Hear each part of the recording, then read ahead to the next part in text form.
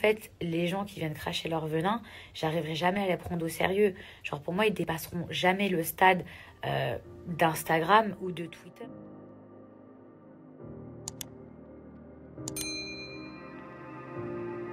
Bonjour à tous, j'espère que vous allez bien et que vous passez une excellente journée. On se retrouve aujourd'hui pour une nouvelle vidéo sur Mila Jasmine qui tacle très fort les blogueurs. En effet, après avoir reçu dernièrement de nombreux clashs et critiques en son encontre, Mila a poussé un énorme coup de gueule contre eux par le biais de sa story Instagram. Elle confie que les blogueurs sont sans cesse derrière son dos à vouloir la descendre quotidiennement et se dit donc harcelée par ces derniers. Surpris, bon nombre de blogueurs ont alors réagi, très choqués que Mila puisse se permettre de tels propos. Il faut le dire que cette dernière n'est pas très appréciée par les blogueurs en question qui ont répondu à sa story avec beaucoup de sarcasme. Je vous laisse découvrir la vidéo et n'oubliez pas de vous abonner et d'activer la cloche pour ne plus rien rater les prochaines vidéos.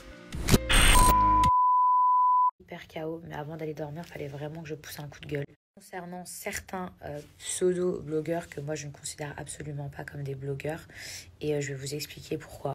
Pour moi, quand on est blogueur, quand on est journaliste, en fait, on va venir relater des faits, on va venir raconter un truc qui s'est passé, qu'on aime ou qu'on n'aime pas, sans donner son point de vue, sans dénigrer, sans harceler, sans rabaisser la personne. Parce que sinon, à ce moment-là, on n'est plus un blogueur, mais un harceleur.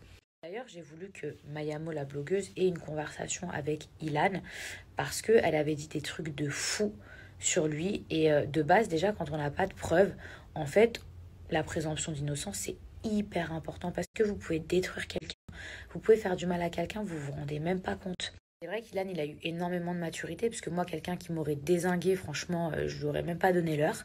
Mais en contrepartie, quand les deux se sont expliqués, Mayamo, elle a compris beaucoup de choses. Donc c'est pour ça que moi, je me suis dit, ça vaut quand même le coup qu'ils aient une discussion.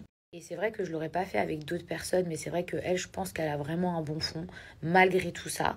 Du coup, je sais qu'il y a beaucoup de gens qui ont critiqué cette réconciliation. Moi, par exemple, il y a beaucoup de gens que j'ai pas du tout envie de pardonner. Mais à partir du moment où elle est capable de reconnaître ses torts et que lui, il est d'accord pour avoir une discussion avec elle, je veux dire, tant mieux. Au moins, elle a pris conscience des choses. Et c'est sujet clos. Maintenant, pour revenir aux blogueurs, nous, à la base, on n'est absolument pas obligé de répondre à des blogueurs. Mais on va avoir encore moins envie de parler avec une personne qui est pas objective ou qui est juste pas impartiale. Vous voyez ce que je veux dire? Après, il y en a qui aient leurs préférences, etc.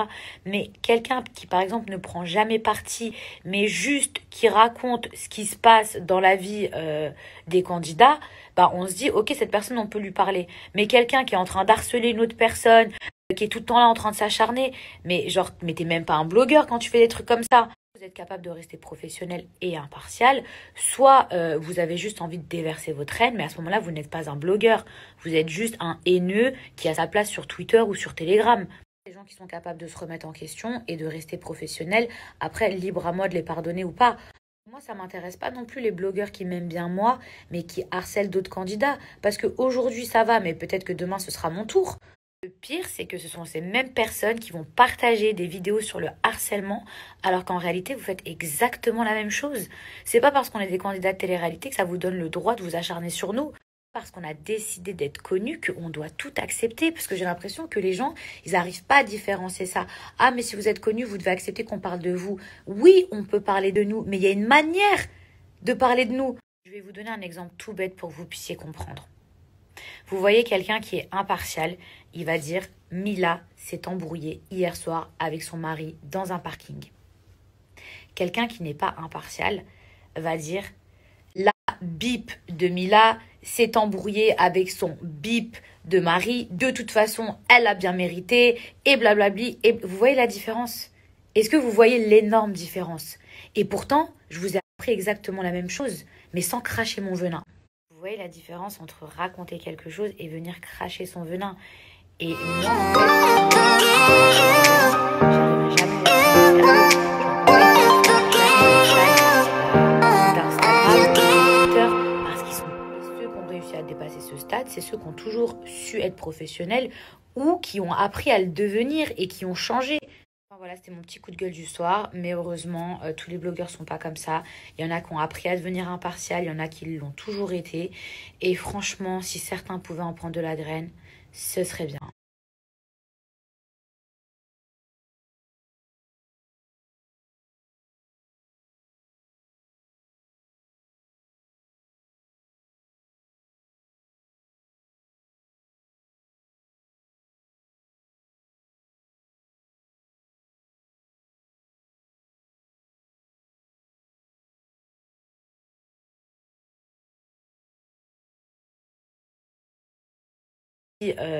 des candidats, bah on se dit ok, cette personne on peut lui parler. Mais quelqu'un qui est en train d'harceler une autre personne, qui est tout le temps là en train de s'acharner, mais genre mais t'es même pas un blogueur quand tu fais des trucs comme ça. Vous êtes capable de rester professionnel et impartial, soit vous avez juste envie de déverser votre haine, mais à ce moment-là vous n'êtes pas un blogueur, vous êtes juste un haineux qui a sa place sur Twitter ou sur Telegram.